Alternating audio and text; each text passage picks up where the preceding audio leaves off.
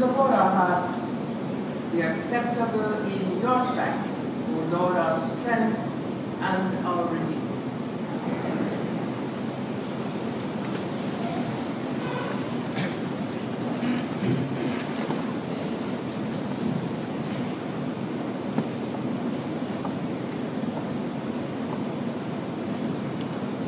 John chapter 4, verse 11. The woman said to him, Sir, you have no bucket, and the well is deep. Where do you get that living water? The woman said to him, Sir, you have no bucket, and the well is deep. Where do you get that living water? In Jamaica, we live in a land of wood and water. It would be difficult not to find water here, or some evidence of it. True, our rivers and streams can run dry in extreme drought conditions. But usually, no matter how dry the weather, there are some rivers which always have water. In fact, the physical presence and continuity of a source of water is always somewhere around.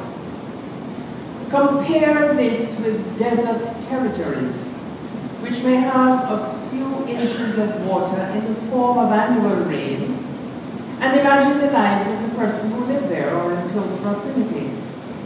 They know nothing else. But wherever we live, a basic need is water.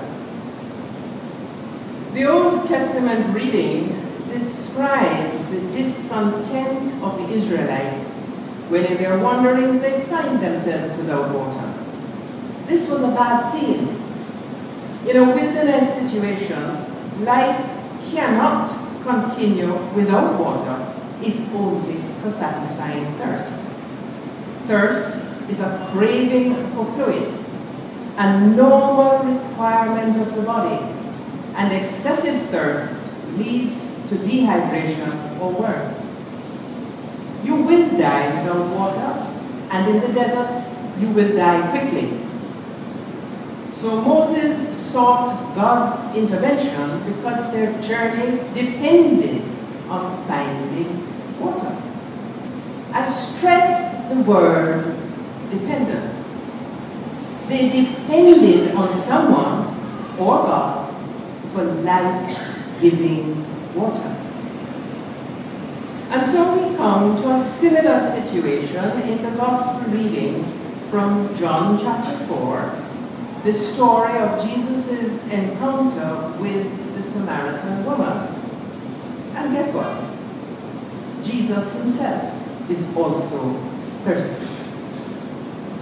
This is another recorded story of Jesus in a wilderness situation. He had sent the disciples into the town to find food while he remained behind.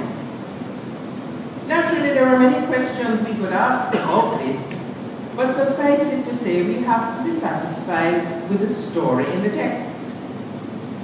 The point is that Jesus, like the Israelites, needed water. He was in trouble. The wilderness and the heat of the noonday sun is treacherous. So he sits by Jacob's well, and he waits in faith and hope that someone will turn up who can help him. After all, he has no bucket to draw the water which his physical body needs. Even worse, he is in enemy territory. Jews would normally circumvent a Samaritan town because there was to be no contact. Then he sees a woman approaching.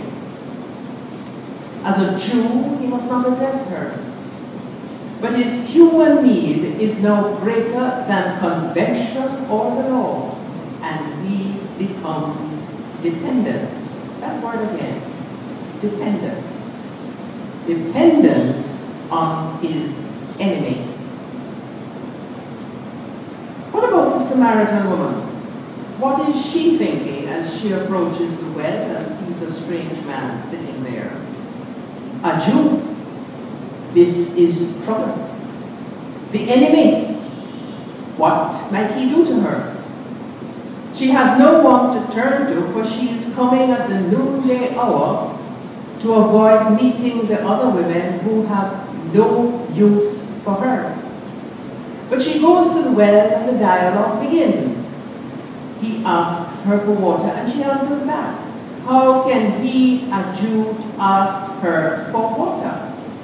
His answer was, if you knew the gift of God and who it is that is saying to you, give me a drink, you would have asked him and he would have given you living water.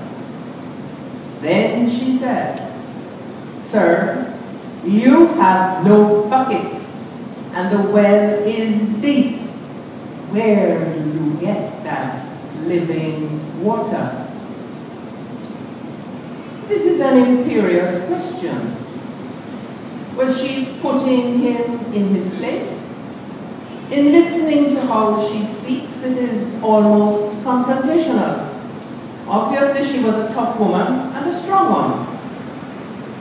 In the eyes of a Jew, she had 3 outsider traits. She was a Samaritan and therefore an enemy.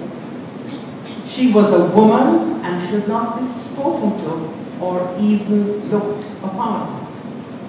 She was a fallen woman, and by the customs of those times, she had no respectable ground to stand on. Given her latter admission of the relationship with 5 men, husband or not, she would have been well experienced in dealing with the male of the species. And to her, at first, this was just another one. She soon discovered that he was quite different, and her tone changes to one of interest and inquiry. In asking if he was a prophet, she may have had a sense of discomfort about her own shortcomings.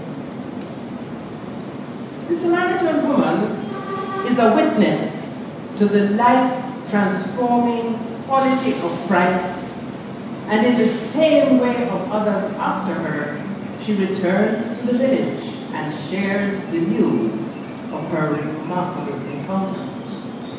Have you noticed that people who have had a close encounter with Jesus turn back purposely to tell another person? There is a sense of urgency. Her experience was one of spiritual renewal and awakening.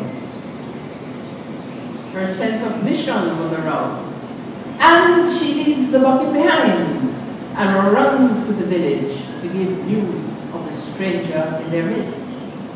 The story does not record if she was asked, "Where is your bucket?" Nor does it tell us if Jesus had to retrieve the water by himself.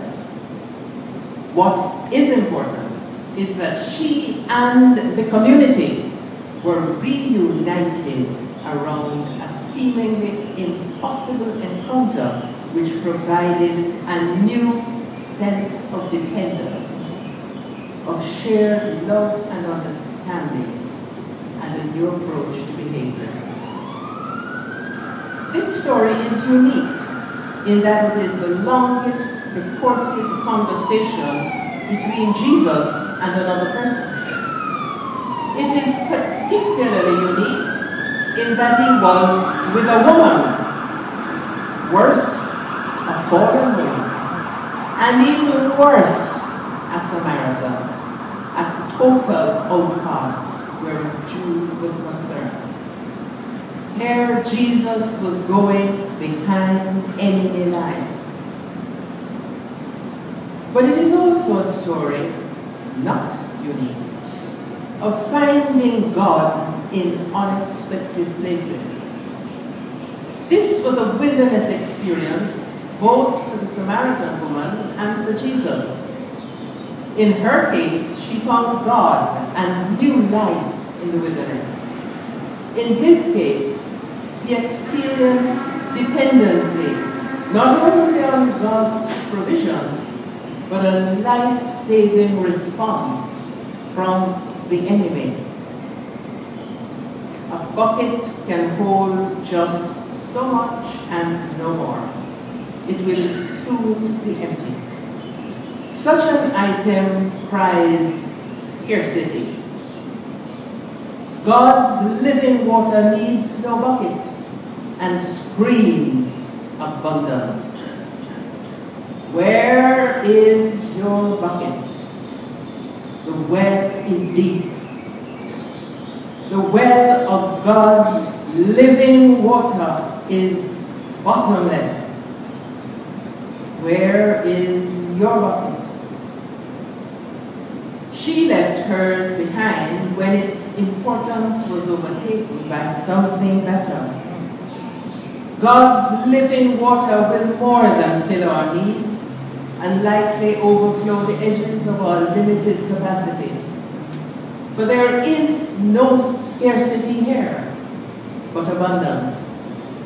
There is no back pain in carrying God's bucket, or the need to walk long distances in scorching weather. The desert represents for us the difficult places where God is still present and waiting to be revealed. It is also a place of reconciliation with others and dependence on God. Jacob's well exists today, with a church built over it, of course. The well is some 134 feet deep in limestone rock. Because the water was moving and not from a cistern, the ancients called it living water. Need and dependence met at Jacob's well. A woman who is insolent, strong, and determined meets a man who is gentle, tough, and remarkably astute. Both enemies and strangers alike, worlds apart. And yet they discover at this ancestral well that they need each other.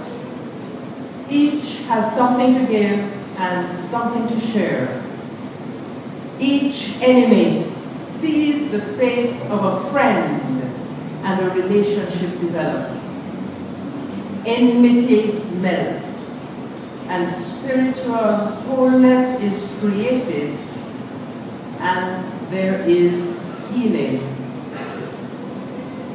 They share in the source of life, water both from the well and from God that transcends boundaries, rigorous and ancient customs, hatred and scarcity. The woman finds a relationship with the person of Christ, the source of God's living water. Jesus came as a prophet, one who challenged and transformed Judaism. What can we read into this story but an awakening, a new awareness, a change of heart and mind, a reordering of priorities, commitments, and behavior? Do we see in this a turnaround in the practice of the Jewish faith, where in spite of strict regulations, the new form of an old faith was being born based on the deep spiritual connection which was made? What happened was a spirit of shared humanity. Can we read into this a necessary measure of flexibility in the practice of our faith? Jesus' life and example speak to righteousness, but also the need to be open to and welcoming of those whose culture seeks a different level of understanding and respect, the need to do things a little differently. A major step had been made to heal the long-time division of two faith communities. And all this as a result of the question, you have no bucket and the well is deep. Where do you get that living water? Let us bring the gifts that differ, and in splendid, varied ways, sing a new church into being, one in faith and love and praise. Amen. Amen.